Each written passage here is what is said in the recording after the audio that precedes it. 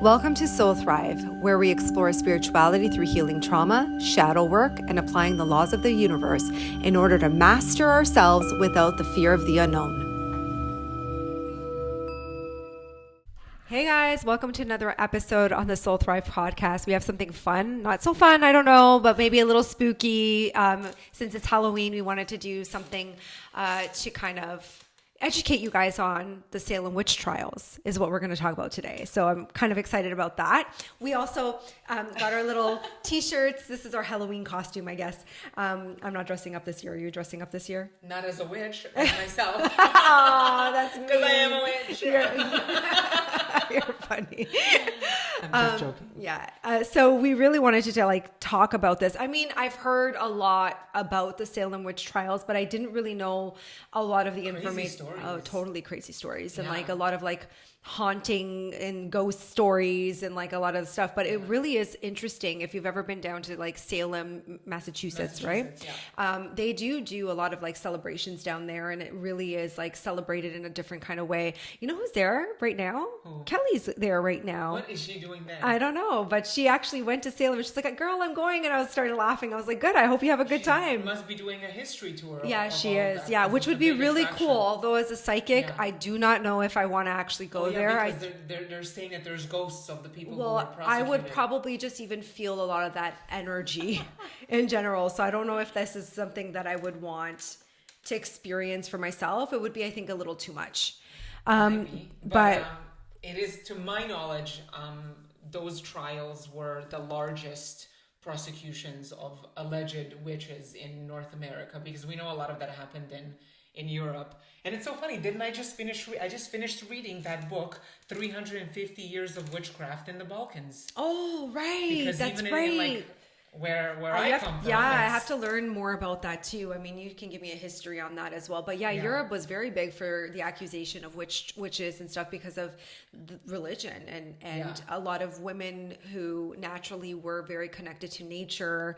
And, I think about too, the moon cycles and women connecting together. Mm-hmm. And there was a history of women also kind of going off in a community whenever it was their monthly cycle to get away from whatever was going on in their day-to-day lives and experiences. But then religion kicked in, and it really became a different way of looking at experiences, which took away a lot of women's power. Yeah. And what's interesting in the book that I read, this is in the Balkans region, in the old Eastern Serbia, they went to them when they needed their help. Oh, so yeah, isn't that crazy? Or super trying to figure out what might happen when a war might strike or whatnot. But whenever men typically felt threatened, mm-hmm. That's when they would call her a witch. There is actually a lot of women who've been killed in the region for many, many years. It's so sad and so scary to think of that. That's how women have been treated for such a long time, and that our gifts and our ability to be nurturers and healers. And just the intuition. Intuition. I mean, I would have been, can you imagine? I think about that.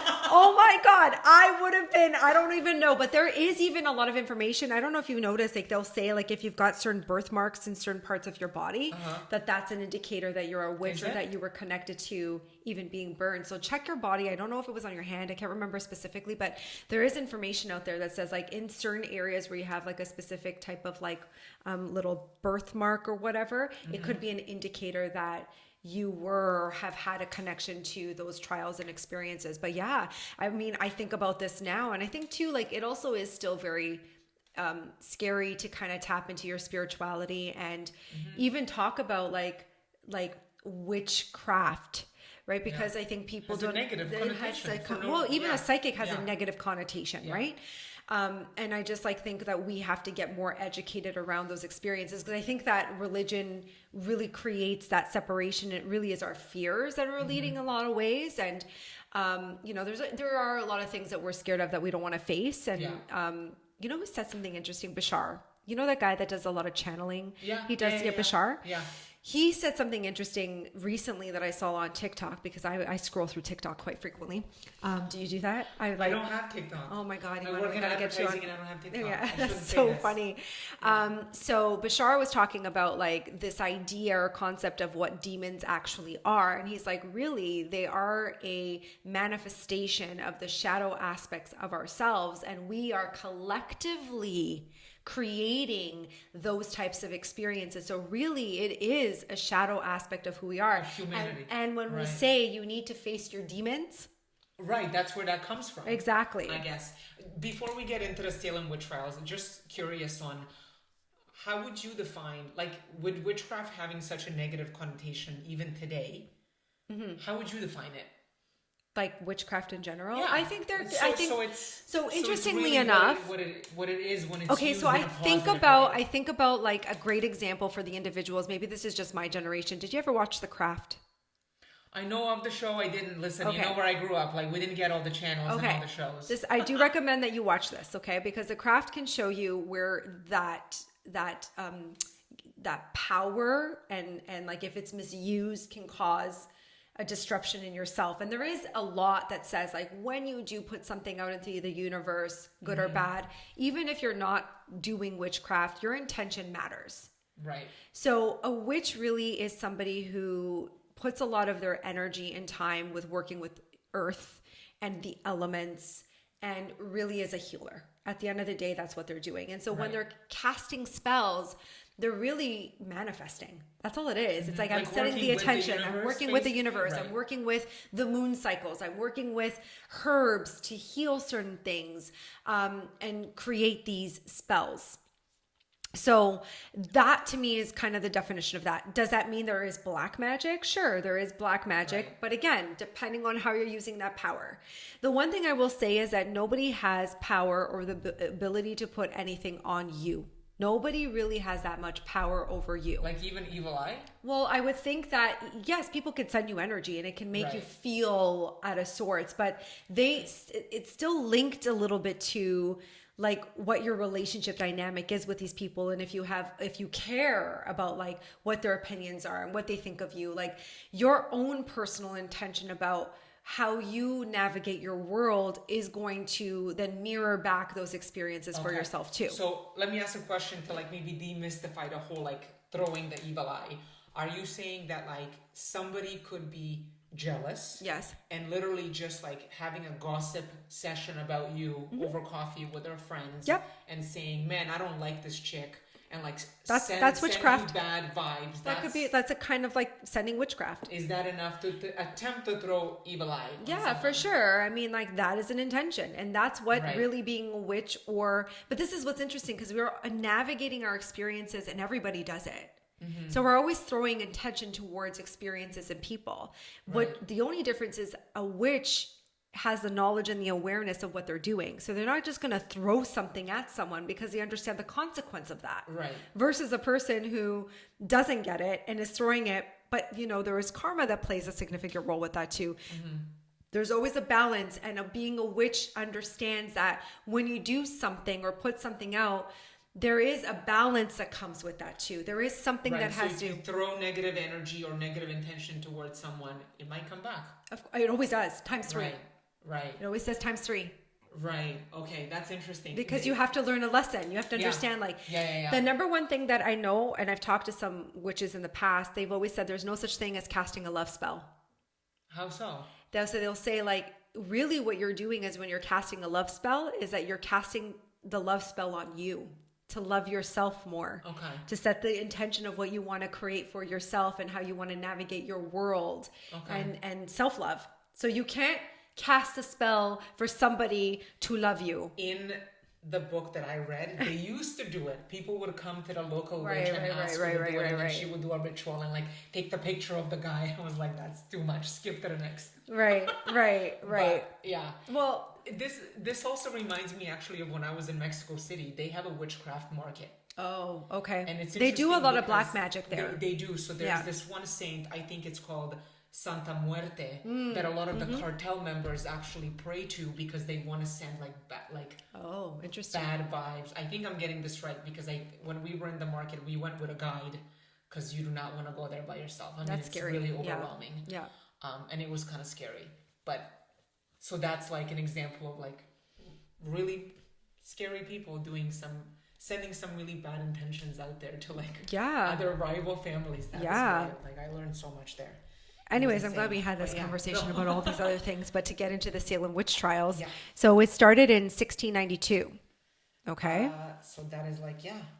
And, A long time ago. well, yeah, it was a long time ago, but it was in a Puritan settlement, Salem village. Yeah. And basically they really did believe that, they really believed in the devil at the time, right? So they really did believe that if you practice any form of witchcraft or anything You- was you like, made a man, pact. you made a Yeah. pact with Satan. Yeah. Like they actually genuinely believed that any person, male or female, this wasn't just women at this Yeah. point. Yeah. It was you made a pact with the devil, which is so scary to think of. Like imagine not being able to communicate your opinions or your thoughts or different anything that was against maybe their religion, Yeah. right? Or And use your intuition or like whatever. Right. And it was a lot of people. I think they went after 200 people and 20 ended up being executed. yeah, and then there was one guy, I think that was they killed him through like heavy stones or something like that. But we'll get into. They placed stones on his body, and that's how. And But he died by, resisted. like, Apparently, he resisted it, and he actually was saying, "Add more weight, more weight," because he went to his grave, basically saying, "Whatever you're accusing me of is not the truth." Yeah, and I think his ghost is the one that they say still appears in Salem, and it comes out before a disaster strikes. Ooh, interesting. Yeah, That's I just got like a chill with that. You should go to No, Salem. no, I'm not going to Salem. No, not happening. We'll call Kelly, see what Well, her I'm gonna. experience You know is what? like. Maybe we should have Kelly on the podcast so we can talk about that. I'd love to hear Anyways, that, but it really did start with the European fear. There was a lot of that influence from the European fear, Clearly, and it was coming. It started to trickle into, the American, pretty much, and then that obviously created more of that fear, and religion started to become more and more of an emphasis, and the idea of good and bad and Satan and sometimes I too think people didn't realize that when there was certain illnesses, mental health illnesses that people were exhibiting, they thought it was like witchcraft. a possession. They thought it was possession. They thought it was like you being possessed, or that you had witchcraft on you, or somebody did something to you. But didn't the story start with? I mean, the whole thing started with like two young girls. Two girls. One was 9 and one was 11. So there was Betty Paris, and the other one was Abigail Williams. Right, and they were exhibiting apparently some like weird behaviors, and then the doctor was like, "Well, it's witchcraft." 100%. Couldn't explain it. Couldn't give an explanation about it at all, and then basically accused it being witchcraft. And they had a servant in the Paris family, and they had a servant. She was from Barbados. Yeah. So she, of course, Barbados too has a huge like they really do believe in like magic, and like they have their own culture around certain things. And I think they have like I want to find out more, but I think they really do like respect spirit in a different way. So she came as a slave for the Paris family, and she used to give the little girls stories about like, just their rituals, the way that they grew up in. And so the little girls then accused this woman and then later on it came out that a lot of the people who accused, they confessed they were lying. Yeah, I know. Isn't that crazy? And then like people actually died because of this, burned and killed and executed, which was like just so sad. Which is why they're saying that the cemetery where their bodies are buried in Salem is one of the oldest cemeteries, and it's said to be haunted by their spirits. And it's called Old Burying Point Cemetery. Yeah. And they were saying that they can hear whispers in the distance. Sometimes, like if you're walking in the cemetery at night, you can hear whispers in the distance of the people who were accused back in the day and persecuted and killed. And you still don't want to go? No, girl. I'm a medium. At the end of the day, do I really want to be around all of those experiences? No, I don't know if anyone else has ever had the experience where they've gone. I would be curious. DM us. Let us know. Yeah. Comment below and let us know if you guys have ever had any experiences in Salem or any stories. I want to know any, like, did you ever feel anything? Because they said like the cemetery is one of the places that they hear voices and they can feel, and they can see apparitions as well, which is something that came up a lot. And then there was a sheriff. Oh my God, that was the craziest thing. They called him the Strangler because so his name was Sheriff George Corwin. Corwin, I think that's what. Corwin, the Strangler. Yeah. And they're saying that because of his actions, his spirit, when he died, became restless. And apparently his house is also haunted. Yeah. There was another person, I think his name was Jonathan Corwin. So his place is called the Witch's House. Judge Jonathan Corwin. He was the one. So there's He was the a judge. sheriff, and then there's the judge. Okay. Yeah, so the Okay. judge was the one. Not that they said that anything was taking place in the environment that he lived in. Like there was nothing that happened in his house. But people say that when they walk in, they can feel an energy and or presence, which to me makes sense because like I want you to think about this for a second. Like at the time, so much was going on and all of this emotion. Sometimes when people are walking into a space, they don't register that it's not a ghost. It's a psychic impression. What is the difference? A massive difference. So like a spirit is maybe, you know, lingering because they haven't fully crossed over and it's a consciousness of that energy. But sometimes if I just want you to think about this, like, you know how you clean your house and you sage your house and like sometimes so if you've had like a cry, okay, or like you've had some depression, or you've had Okay. some, you strip your bed and you wash your sheets and you Yeah. put fresh sheets, the energy changes. Imagine now being in an environment where that energy just stays stagnant and then it keeps building and building and building because nobody's cleaning the energy out based on the guilt or the shame of that experience. And so then it becomes a psychic impression. And so when someone walks in and says, oh, I'm at the witch's house or whatever, it's like I could feel the impression of that energy move in that space because it's grown over the years. And keep in mind too, now they keep the memory alive in Salem. So it doesn't change. So it doesn't, it just keeps growing. It keeps becoming more and more whatever. And now obviously it's something that a lot of people go and visit and have the experiences, and they do a lot like celebrations and stuff like that. So, I just think it's very fascinating to find out. And I wonder too, like how many people have actually felt. Like I think if I actually went to Salem, I'd have a psychic attack, which would mean like I would feel all of the pain of the experience that happened, because it's not just the people that were accused. Is it still like lingering? No, I think it's for sure. It's also, you know, not only were like X amount of people or 200 people were accused. Think about the families that went through those experiences, and then the people that were killed and their families and their experiences, and then like what happened to them after. Did they move? Did they leave? Did they stay? What did they accuse their family, their own family member of doing this? Like, and that energy just keeps staying there in stagnation. And then you have other people who are going in, and there are a lot of like, I know that there are psychics there that do readings and mediumship. Like there is a huge energy. I just don't think I would have the capacity to handle a situation like that.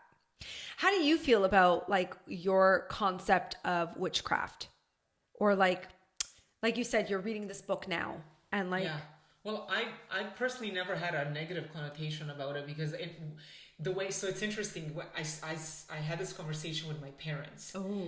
And so, you know, like my mom has her ways on it, but my dad, where he comes from back home, it was a lot more accepted. Interesting. So my grandmother used to read, like she would flip the coffee cup and like same. Like, They did it in Greece. They did it in. My grandmother used to do too. She was into it, but like she would also tell me stories of like children having nightmares in the village, and it's like, well, take them to the witch doctor. Take her to the witch then doctor. She would do something, and then the nightmares would disappear. So like I never had like a negative connotation to it. It's just been interesting waking up to my own intuition through all the work. I really think what it comes down to is when we're talking about witches and we're talking about waking up to our intuition, it really is about the expression of the divine feminine and not having any limitation, and understanding that you can tap into universal consciousness and work with the universe and work with the elements, earth, air, fire, water, and know that we are all matter of that, and being able to work and harvest with the moon cycles and all of that. So there's a lot that works with that. And we as women with our monthly cycles and all the physical changes that we go through all the time, we have to be more intentional with our experiences, and where we put our energy matters. And so I think like there's nothing wrong with those experiences if you want to tap into learning more about what your capabilities are. Yeah, because I think we are connected to nature a lot more than we than we think. And for me, who's operated in the masculine for so long, this is why this has been an interesting journey of like unraveling. Well, it awakens so much about your history as a woman and so on, right? Like, I don't know much for myself, but I do feel like I relate to a lot of this, you know, persecution. Like, interestingly enough, I don't feel like it's changed much. It's just still like, I still feel like I get persecuted for being who I am. I mean, 100%. Right? Like, oh, like I've had people call me a witch. Yeah. You know, like, oh, the witch is, you know, or like, oh, the witch, or like, oh, she's psychic, or she's, you know, I think we are slowly normalizing mediumship. Because more and more people want to heal the grief and like tap into that. But like with what I do and all the trauma work that I do and everything else, and being a psychic and predicting certain things, like I get I get it a lot. I do. Yeah. I do because quite frequently. People just don't understand it. And it's funny. I was laughing as you were talking because I have a few Christinas in my life, and when we're talking and like my sister or my friend would be like, Christina who? I'm like, Christina the witch. Oh. Oh, you call me that too? So oh my God, you're so funny. It's not bad. No, I don't think it's a bad thing. Bad. No, but I have been called made also fun of. Like, I think I'm like sure people don't believe you. They're like, oh, like this is BS, like whatever. Oh, 100%. Which goes back to like, you know, when I first initially came out that I was psychic and I was predicting things and that I did have these abilities, people did look at me like I was insane. Yeah, they were like, are you okay? Like, what are you talking about? Like, this is bad. Or like, I'd have the other factor, like, oh, I don't believe in that because, you know, my religion. Right. Oh, no, my religion.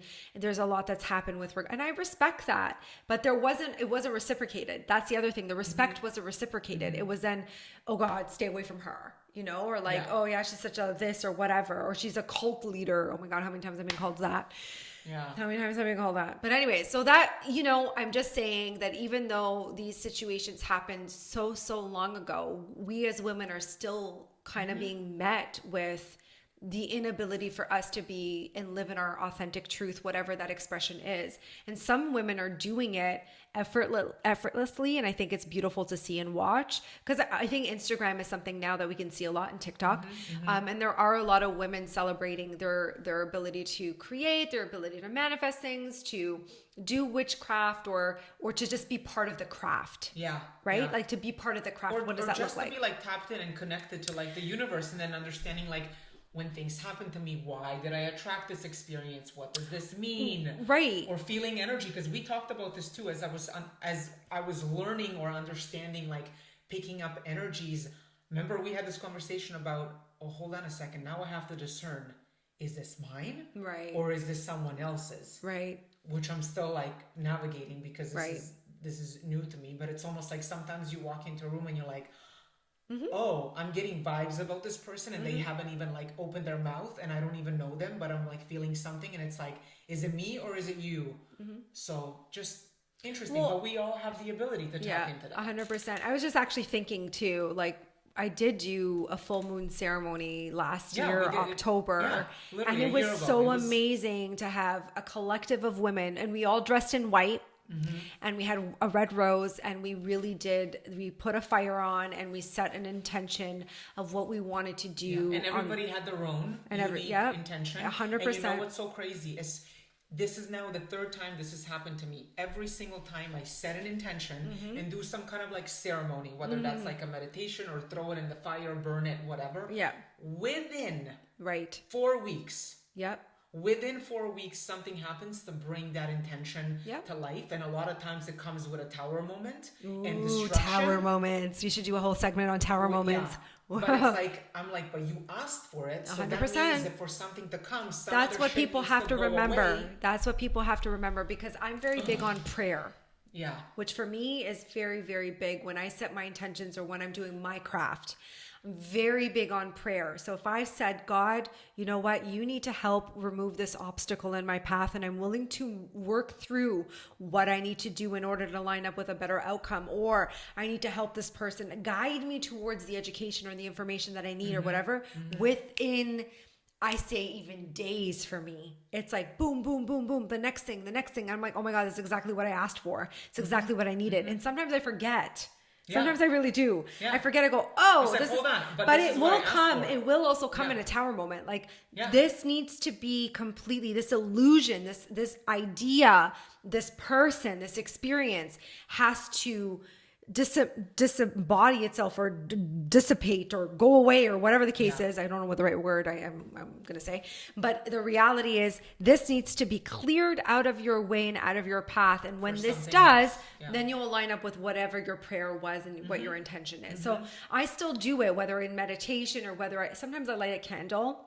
Yeah. I do candle work sometimes, white candle just for purification. And I just like light a white candle and I'll hold my and sometimes it's not even a witch's candle. It's literally just a white candle. Oh, it's like home sense with the crystals in it. We got it together. Yeah. And I just hold that white candle and I put my focus and my third eye into it. Yeah. And I just kind of say, okay, this is what I need. This is what I would like. This is what I want to create. Or sometimes it's just protection. Sometimes I'm just like, people are coming over my home. I need you to just amp up the energy and protect the space. Yeah. Lemons are also really good for that too. And limes. If you want a spiritual protection in your home, cut lemons and limes and put them in your space while people are around in your environment so that it absorbs all the negativity. And then you throw them out? And then you throw them out. Okay. Yeah. You put a little salt on top too. Okay. Little salt. I didn't know about that. But maybe we'll do a whole segment on like little things like that, ritualistic stuff that I haven't really expressed to people. Yeah, it's like it's almost like Witchcraft 101 with good intentions. But it's so sad that we have to emphasize that. Like, I know. Witchcraft with good intentions. Well, the person who's going to listen to this, maybe they're going to open their horizons and be a little bit more open-minded, but there could be a person out there that's just like, nope, I'm in my religion and like this is what we believe in and it's good and bad and I'm not judging you for that, but I really hope that you're not judging the person who's doing the other thing as well. Yeah, because you know what's so funny to end on this?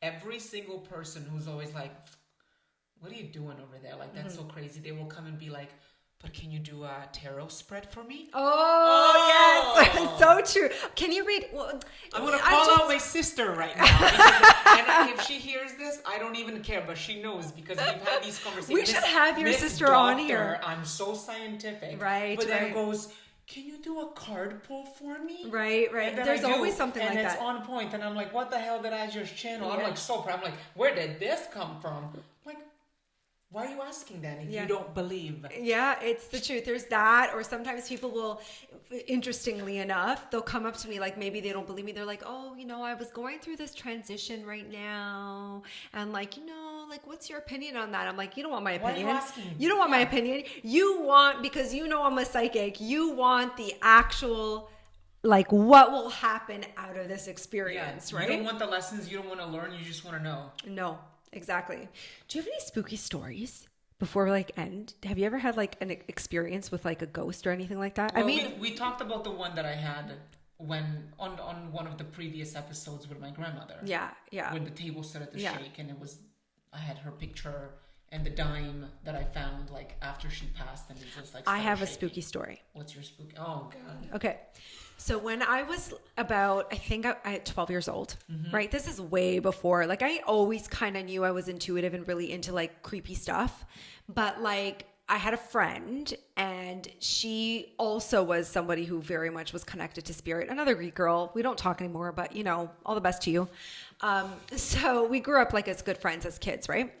And her grandfather had passed away. They lived upstairs. Okay. And then she also had inherited or got a piano. She used to play piano from like this old nun who passed away.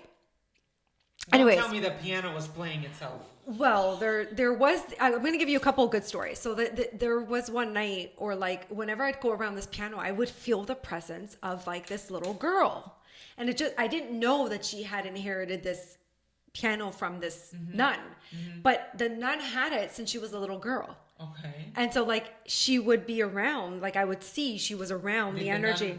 She died? No, she died. Right. Okay. So she inherited this piano and then whatever. But then her grandfather sometimes, who had passed away, I'd hear him walking with his cane. And I'm like, what's going on?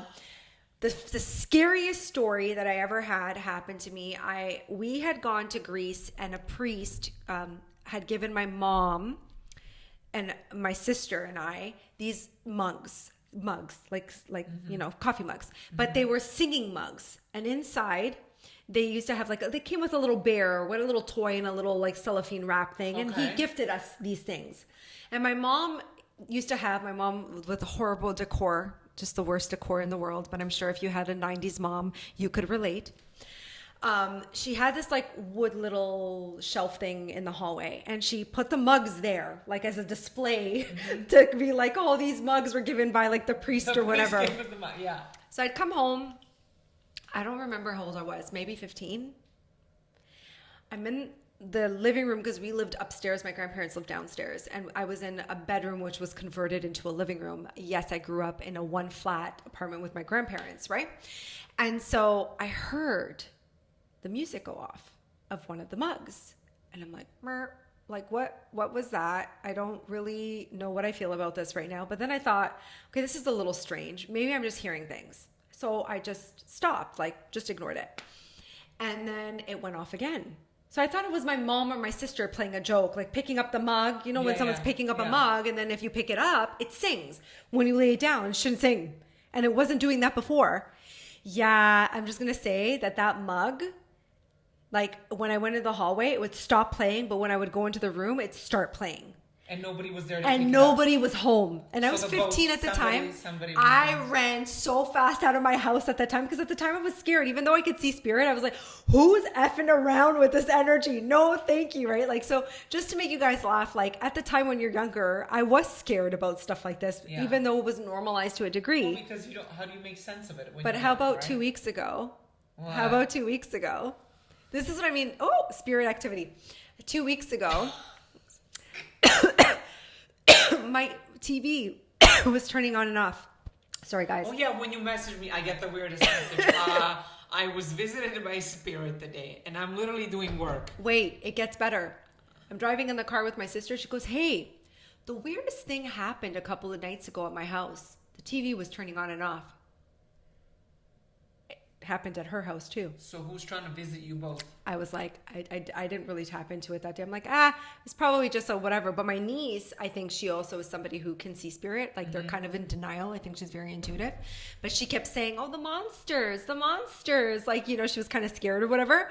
And I was like, I think it's just a little visitor, a deceased loved one that's visiting, wanted my attention and her attention. So I haven't tapped into it yet. But yeah, it literally happened to me, and then it happened to my sister. Yeah. Well, so those are some ghost stories. I have so many, but those were the ones that I was a little scared of. That's enough for today. That's enough for today. Thanks, guys, for tuning in. This will be out on Halloween. This is going to be out on Halloween. So happy Halloween, everybody. Hope all the little kitties get all their candies and dress up as witches. Yeah. Oh my God. Yes. Okay. Bye. Bye. Girls will be girls. That's what it says.